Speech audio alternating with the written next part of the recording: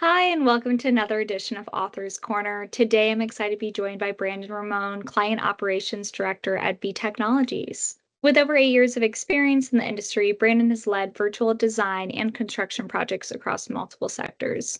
He's here today to really share the insights of his white paper, A Changing Landscape in Construction Design through the use of technology. In this conversation, we'll dive into how technology like prefabrication and smart building analytics is transforming construction and design landscape. So let's jump in. All right. Thanks so much, Allie, for having me. Really excited to be here, and I'm looking forward to running through this with you. Absolutely. So, Brandon, what motivated you to explore the impact of technology on the construction and design industry, and particularly regarding prefabrication and smart buildings? Great question. So, as a registered architect who's worked in multiple sectors of the industry, I've seen the adoption of technology really change the face of architecture, engineering, and construction. So, if you take prefabrication, for example, you might think that utilizing it, you can finish the building faster or get it turned over to the owner quicker. But as a builder, constructor, and designer, you can also look at things like increased safety, fewer man hours on the job, and quality assurance and quality control being able to be at an all-time high because you're able to QA/QC things in a controlled environment in a shop versus in the field where there's a million different things going on at once. Well, that's really insightful, and it's clear that technology is really reshaping this field completely. I'd love to hear a little bit more about how advancements like prefabrication and smart building analytics are really driving the improvements in project delivery and sustainability. Can you just share a little bit more on that? Sure. As buildings and construction methods get more complex, owners are now looking 10, 15, 20 years down the line as far as life cycle analysis and being more energy and environmentally conscious. So when you're piecing or sizing a piece of equipment, or you're looking at a particular building means and methods, now the decision that is made at the start of construction that could impact the expansion or the addition to that same building 20, 30 years from now, it's important to measure all of that as time goes on.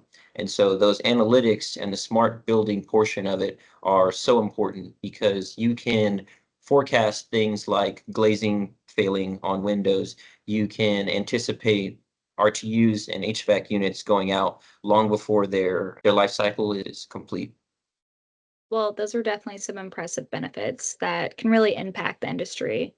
But as with any technological shift, there are always challenges. So, what do you see as a major hurdle for the AEC industry faces in adopting some of these technologies?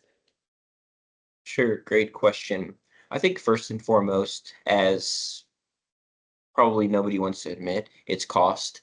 Mhm. There's upfront costs associated with a lot of these items. Prefabrication involving any smart building analytics in your project, but the ROI can be tremendous. So being able to weigh the cost benefit of that initial investment is huge. So that's definitely something that can be overcome.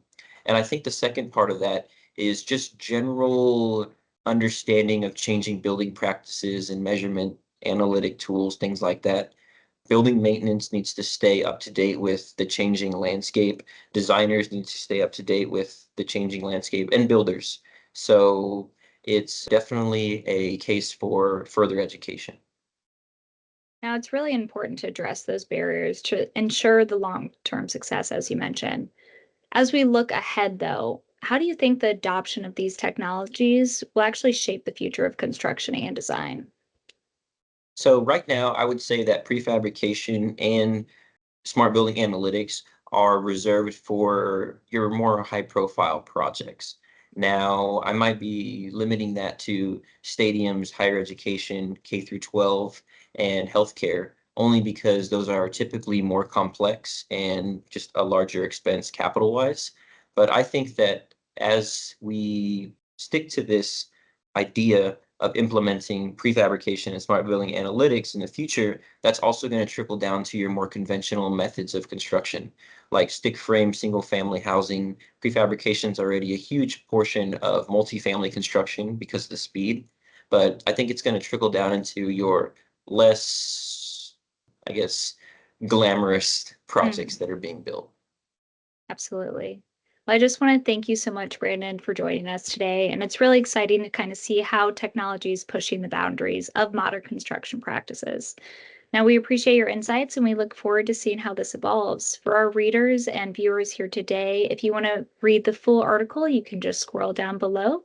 And if you have any questions for Brandon, feel free to reach out to him. Thank you so much, Brandon. Thank you for your time, Allie. Appreciate it.